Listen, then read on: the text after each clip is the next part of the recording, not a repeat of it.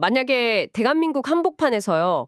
누군가가 진짜 완벽하게 흔적도 없이 증발해버리겠다고 마음먹으면 그게 며칠이나 갈 수 있을까요? 글쎄요.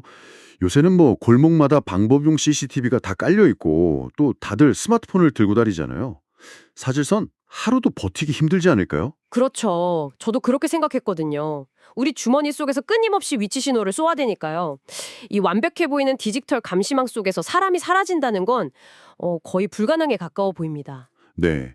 일반적인 경우라면 완전히 불가능하죠. 그런데 오늘 우리가 살펴볼 자료들을 보면요. 그 불가능이 어떻게 끔찍한 현실이 되었는지를 아주 적나라하게 보여주고 있습니다. 청취자님, 오늘 심층 분석할 자료는 전직 항공사 부기장이 옛 동료 기장들을 상대로 연쇄 범행을 저지른 충격적인 사건입니다. 네, 아주 심각한 사안이죠. 언론 보도와 경찰 브리핑 자료들이 꽤 많이 축적되어 있습니다. 맞아요. 우리는 뭐 단순히 경찰서의 사건 브리핑을 줄줄 읊어보려는 게 아닙니다. 단 24시간 만에 경기도 일산이랑 부산을 가로지르면서 벌어진 두 번의 습격. 그 타임라인 이면에 숨겨진 범인의 심리를 해부해 볼 거고요. 그리고 그 첨단 디지털 수사망을 순식간에 눈멀게 만든 그 용의자의 아날로그식 도주 수법이 대체 어떤 물리인지 파헤쳐보는 게 중요하겠네요. 네, 진짜로요. 청취자님, 직장에서의 갈등이 시간이 흘러서 치밀하게 계획된 스릴러 영화 같은 현실로 나타난다면 어떨까요? 자, 이 사건의 시작점부터 한번 짚어보죠. 첫 번째 사건이 언제 터진 거죠? 자료에 따르면 모든 비극의 서막은 3월 16일 새벽입니다. 아, 16일 새벽이요. 네, 새벽 4시 30분에서 5시 30분경 사이로 추정되는데요. 경기도 고양시 일산 서구의 한 아파트 승강기 앞이었습니다. 새벽이요? 네, 50대 남성인 용의자 A씨가 자신의 옛 직장 동료였던 기장 B씨의 등 뒤로 조용히 다가갑니다. 손에는 이미 범행 도구를 쥐고 있었고요. 그러니까 기장 B 씨가 출근이나 뭐 새벽 외출을 하려는 그 틈을 타서 뒤에서 기습적으로 목을 조르기 시작한 거네요. 맞습니다. 그런데 다행히 B씨가 아주 필사적으로 저항을 했어요. 그래서 이 첫 번째 공격은 미수에 그치고 맙니다. B씨는 그 길로 달아나서 경찰에 바로 신고를 했고요. 아, 정말 다행이네요. 여기까지 들으면 그냥 뭐 원한에 의한 우발적 폭행이나 실패한 암살 시도 정도로 생각할 수 있잖아요. 근데 제가 자료로 보면서 정말 소름 돋았던 부분은요. 그 직후에 용의자 A씨가 한 행동입니다. 네. 그 실패 직후의 행동 패턴이 진짜 일반적인 범죄 심리학의 궤도를 완전히 벗어나 있거든요. 그렇죠. 보통은 도망가서 숨지 않나요? 당연하죠. 보통 이런 식의 기습 공격이 실패하고 피해자가 신고를 할 수 있는 상황이 되면 범죄자는 극도의 패닉에 빠집니다. 어떻게든 숨거나 범행 자체를 포기하는 게 아주 상식적인 수순이에요. 막 심장도 엄청 뛰고 아드레날린이 떨어지면서 현실 감각이 확 돌아오니까요. 정확합니다. 그런데 이 용의자는 일산에서 범행에 실패하자마자 곧바로 방향을 틀어서 부산으로 향합니다. 아니 잠깐만요. 그게 상식적으로 말이 안 되잖아요. 일선에서 들켰는데 네, 들켰죠? 피해자가 얼굴도 봤고 경찰이 출동할 텐데 거기서 숨는 게 아니라 다음 타겟을 향해서 전국을 가로질러 부산까지 간다고요. 그게 분노 조절 장애나 충동적인 상태라고 보기엔 너무 엄청난 에너지가 필요한 일 아닌가요? 아주 예리한 지적입니다. 그 부분이 이 사건의 성격을 규정하는 가장 핵심적인 포인트예요. 이건 끓어오르는 분노를 참지 못해서 터진 우발적 폭발이 설대 아닙니다. 그럼 뭐죠? 오히려 아주 차갑게 얼어붙은 목표 지향적 임무에 가깝죠. 범죄학에서 말하는 전형적인 계획 범죄의 극단적인 형태를 띠고 있습니다. 밤새 일산에서 부산으로 이동할 수 있는 체력, 그리고 정신력은 철저하게 계산된 목적의식이 없으면 불가능하거든요. 와, 그러니까 사냥꾼처럼 첫 번째 사냥에 실패하니까 바로 다음 사냥터로 이동을 한 거네요. 네. 그리고 그 무서운 집념은 정확히 24시간 뒤인 17일 새벽 5시 30분경에 부산 진구의 한 아파트 복도에서 현실이 되고 맙니다. 그 집념의 결과가 결국 두 번째 사건이군요. 부산에 도착한 용의자는 이번엔 또 다른 옛 동료인 기장 C씨를 노렸습니다. 자료 보니까 C씨가 평소처럼 새벽 운동하러 딱 집을 나서는 순간이었다고 하더라고요. 네, 맞습니다. 그리고 여기서 주목해야 할 흥미로운 지점이 하나 더 있습니다. 바로 범행 수법의 진화, 즉 에스컬레이션입니다. 일산에서는 도구로 목을 졸랐는데 부산에서는 아예 흉기를 썼잖아요. 그렇죠. 불과 24시간 만에 수법이 극단적으로 치명적이게 변했습니다. 결국 피해자 C씨는 아침 7시쯤에 피를 흘린 채 이웃에게 발견됐고 병원으로 옮겨졌지만 숨지고 말았죠. 아, 참 안타깝습니다. 근데 여기서 제가 눈여겨본 건 장소와 시간이에요. 새벽 5시 30분. 그리고 하필 CCTV가 없는 아파트 계단복도. 이거 완전 사냥꾼이 사냥감의 생활 패턴을 초 단위로 꿰뚫고 기다린 거 아닙니까? 맞아요. 그 범행의 정밀함이 진짜 무서운 겁니다. 새벽 운동 루틴, CCTV 사각지대, 그리고 아침 일찍 이웃들이 밖으로 잘 나오지 않는 시간대까지 모든 환경적 변수를 통제한 거예요. 와, 그 말은 용의자가 아주 오랜 시간 동안 타깃들의 일거수일투족을 관찰하고 동선을 다 파악해 왔다는 뜻이네요. 네, 데이터를 치밀하게 축적해왔다는 증거죠. 자, 그럼 여기서 정말 근본적인 의문이 하나 생깁니다. 대체 왜 이런 끔찍한 짓을 벌였냐는 거죠. 자료에 등장하는 용의자의 신원을 보면 이 사람이 2년 전에 해당 항공사에서 부기장으로 퇴직을 했어요. 네, 퇴직 사유로 언론 보도들은 주로 건강 문제와 동료들과의 갈등을 꼽고 있습니다. 여기서 정말 흥미로운 부분은요. 솔직히 우리 모두 직장 생활하면서 스트레스 안 받고 갈등 안 겪는 사람이 어디 있습니까? 다들 어느 정도는 안고 살아가죠. 건강이 안 좋아져서 퇴사하는 것도 안타깝지만 종종 있는 일이고요. 보통은 그렇게 퇴사하면 한동안 좀 힘들어도 시간이 지나면 각자의 삶을 살아가잖아요. 그런데 무려 2년이나 지난 후에 전국을 돌면서 연쇄살인극을 벌일 만큼 그 갈등이 뾰족하게 벼려질 수 있다는 게 이게 어떻게 가능한 걸까요? 단순히 성격이 나빠서라고 하기엔 설명이 안 됩니다. 그 지점을 제대로 이해하려면 이 사건을 더 큰 맥락에서 연결해 봐야 합니다. 조종사라는 직업군이 가지는 아주 특수한 심리적 환경을 들여다봐야 하거든요. 조종사라는 직업의 특수성이요. 네, 조종사는 단순히 기술만 익혀서 하는 직업이 아닙니다. 엄격한 신체 검사를 계속 통과해야 하고 고도의 규율 속에서 엄청난 스트레스를 견뎌내야 하는 아주 폐쇄적이고 자부심 강한 엘리트 집단이죠. 아, 듣고 보니 그러네요. 매번 신체 공사 떨어지면 비행을 못 한다고 들었어요. 맞습니다. 심리학에서는 이런 고도의 전문직 종사자들이 강제로 직업을 잃었을 때 겪는 현상을 정체성 유해의 붕괴라고 설명하기도 합니다. 정체성의 붕괴요? 그러니까 내가 직장을 잃은 게 아니라 나 자신이라는 존재 자체를 잃어버렸다고 느꼈다는 건가요? 정확한 표현입니다. 평생을 비행에 바친 사람에게 건강 문제로 인한 강제적 경력 단절은 그냥 퇴사가 아니라 존재의 소멸로 다가오거든요. 더 이상 하늘을 날 수 없다는 사실 자체가 엄청난 트라우마를 유발합니다. 아니 근데 아무리 그래도 보통은 우울증이나 깊은 좌절감으로 빠지는 게 일반적이잖아요. 왜 이게 치밀하게 계획된 연쇄살인으로 변모하는 거죠? 좋은 질문입니다. 인간의 뇌는요, 자신이 감당하기 힘든 엄청난 상실을 마주하게 되면 그 고통으로부터 자아를 방어하기 위해서 외부로 책임을 돌리는 기제를 작동시킵니다. 아, 외부로 책임을 돌린다? 네, 이른바 불만 축적의 과정이 시작되는 거죠. 우울감으로 자기 안으로 파고드는 대신에 생존 본능이 억울함이라는 공격성으로 방향을 아예 틀어버리는 겁니다. 와, 그러니까 내가 조종석에서 쫓겨난 건 내 건강 때문이 아니라 나를 괴롭히고 나랑 갈등을 빚었던 저 동료들 때문이야. 이렇게 뇌회로를 돌려버렸다는 거군요. 네, 맞습니다. 자신의 삶이 무너진 이유를 특정 개인들에게 투사하는 거예요.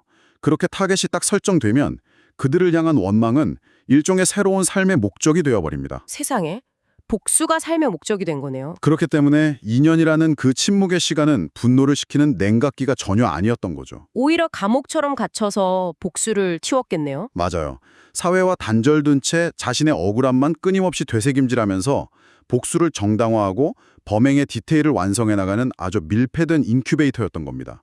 시간이 흐를수록 기억은 왜곡되고 원망은 확신으로 굳어있는 거죠. 듣고 보니까 진짜 소름이 돋네요. 2년 동안 혼자만의 심리적 감옥에 앉아서 옛 동료들을 어떻게 처단할지 매일매일 시뮬레이션만 돌리고 있었다는 거잖아요. 네, 그게 가장 끔찍한 부분이죠. 머릿속에 그 시뮬레이션을 현실로 옮긴 이후의 상황입니다. 자료를 보면 범행 직후에 용의자가 경남 창원 방향으로 도주를 했어요. 네, 도주 경로가 그렇게 파악됐었죠.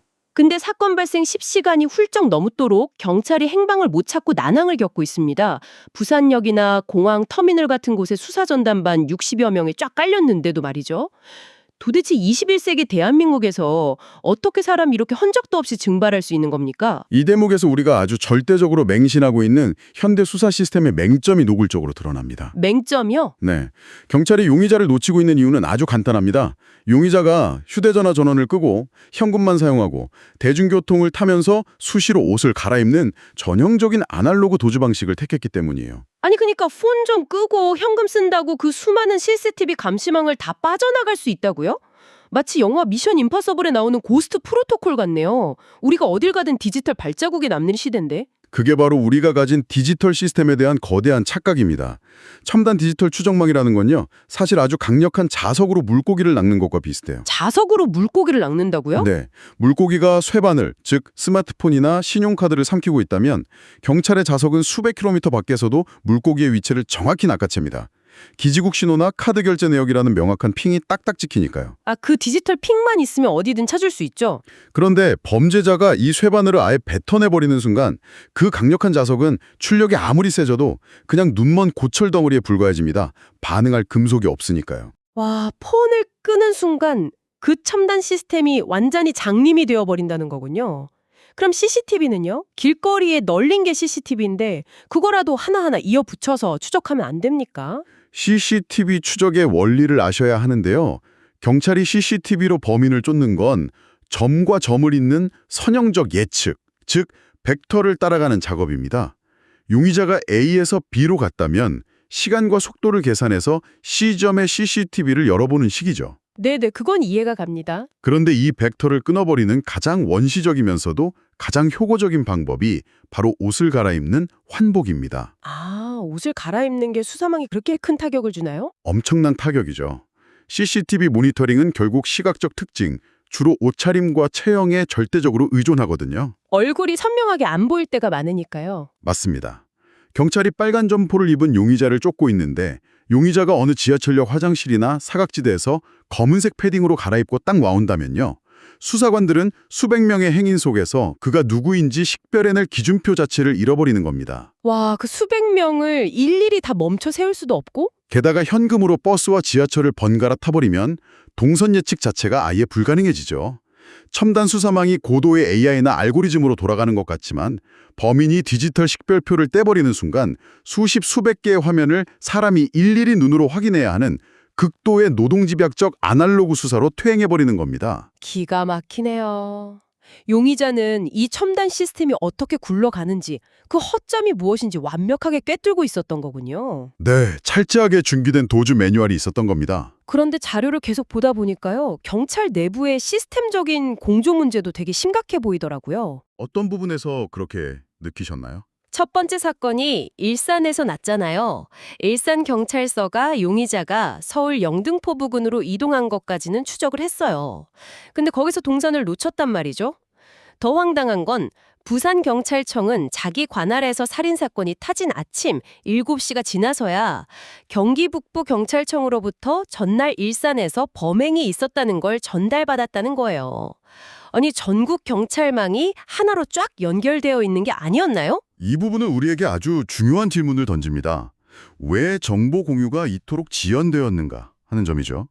여기엔 수사구조적인 딜레마가 있습니다. 딜레마요? 네. 첫 번째 피해자인 기장 B씨의 상황을 생각해 보시죠. 새벽에 승강기 앞에서 등 뒤에서 기습적으로 목이 졸렸습니다. 극도의 생명의 위협을 느낀 패닉 상태였을 겁니다. 당연하죠. 어두운 데서 갑자기 공격을 받았으니까요. 이런 충격적인 상황에서 피해자가 용의자의 신원을 그 자리에서 정확히 특정하고 진술하기란 현실적으로 매우 어렵습니다. 경찰 입장에서는 가해자가 누군지 모르는 성명 불상자 상태에서는 전국적인 지명수배나 타 지역 경찰청구의 공조를 즉각적으로 발동하기가 굉장히 까다롭거든요. 아, 명확한 타겟 이름이나 신원이 안 나오니까 무작정 전국 경찰에 비상을 걸 수는 없었을 거란 뜻이군요. 맞습니다. 추가 범행을 예측하기도 어려웠을 거고요. 하지만 그렇다고 해도 24시간이나 걸렸다는 건 너무 뼈아픈 실책 아닙니까? 초기 대응의 골든타임이라는 게 분명히 존재하잖아요. 정확합니다. 지리적 추적 수사에서 시간이 지체된다는 건 단순히 범인이 도망갈 시간을 벌어준다는 의미가 아니에요. 경찰이 뒤져야 할 수색 반경의 격자망이 기하급수적으로 팽창한다는 걸 의미합니다. 아, 1시간 놓치면 동네 하나 뒤지면 내주만 10시간을 놓치면 도 단위의 지역 전체를 뒤져야 하죠. 결국 일산과 부산 사이에 이 24시간이라는 정보의 공백, 그리고 관할구역 분리로 인한 소통의 지연이 용의자에게 완벽한 이동 시간을 내어준 셈이 되었습니다. 시스템의 구조적 맹점, 공조체계의 균열, 그리고 용의자의 치밀한 아날로그 도주 전술. 이 모든 게 톱니바퀴처럼 딱딱 맞아 떨어지면서 최악의 비극을 낳은 거네요. 네, 아주 치명적인 결과로 이어졌죠. 그래서인지 지금 남은 조종사들, 그러니까 항공업계 전체가 그야말로 공포 그 자체입니다. 자료를 보니까 처음에 신변 보호를 요청한 기장이 3명이었거든요. 근데 불과 하루 이틀 사이에 부산, 경남, 충청 지역에 8명까지 늘어났다고 해요. 경찰 측에서 먼저 연락을 취하기도 했죠. 맞아요. 경찰이 먼저 과거의 용의자와 같은 팀이었거나 근무 기록이 겹치는 기장들한테 연락해서 신변 보호를 적극적으로 권고하고 있습니다. 아니, 하늘 위에서 수백 명의 목숨을 책임지면서 냉철함을 유지해야 할 조종사들이 지금 당장 내 집 앞 현관문을 여는 것조차 두려워하고 있다는 게 와, 진짜 너무 비현실적으로 느껴집니다. 남은 동료들이 겪고 있는 그 심리적 공포의 실체를 정확히 파악해야 합니다. 이건 그냥 길거리에서 벌어지는 묻지마 테러나 강도 사건에 대한 막연한 두려움과는 결이 완전히 다릅니다. 이 공포의 핵심은 철저한 비대칭성에 있거든요. 비대칭성이요? 정보의 불균형 같은 건가요? 네, 나는 범인이 어디 숨어 있는지 언제 다가올지 전혀 모르는데 범인은 나의 모든 것을 아주 속속들이 알고 있다는 사실입니다. 신변보호를 도청한 기장들의 입장에 한번 되어보시죠. 아, 진짜 무섭겠는데요. 어둠 속으로 쏙 숨어버린 그 용의자는 과거에 자신과 함께 식사를 하고 비행 스케줄을 공유하고 웃고 떠들었던 사람입니다. 나의 집 주소, 내가 언제 출근하는지, 내가 좋아하는 새벽 운동 코스가 어딘지 다 알고 있죠. 심지어 내 가족들 얼굴이나 생활 습관까지 알 수도 있잖아요. 그쵸? 그런 존재가 내 일상을 표적으로 삼아서 흉기를 품고 다가오고 있다는 상상은 인간이 가진 가장 원초적인 안전 기절을 완전히 붕괴시킵니다. 가장 안전해야 할 나의 집 밖 복도가 순식간에 언제 죽을지 모르는 사냥터로 변해버린 겁니다. 와, 상상만 해도 등골이 서늘해지네요. 그렇다면 이게 다 무슨 의미일까요? 청취자님, 아마 우리는 비행기를 모는 파일럿도 아니고 이런 치밀한 살해 위협을 받을 일은 평생 없을 거라고 생각하기 쉬울 겁니다. 하지만 이 사건이 던지는 본질적인 메시지는 우리 모두의 일상과 아주 맞닿아 있습니다. 네, 직장이라는 공간의 본질을 생각해 봐야죠. 맞아요. 우리가 매일 출근하는 직장이라는 곳, 거기는 우리가 맺고 싶어서 맺은 관계가 아니잖아요. 업무라는 목적 아래서 강제로 묶인 사람들과 하루의 절반을 부대껴야 하는 곳입니다.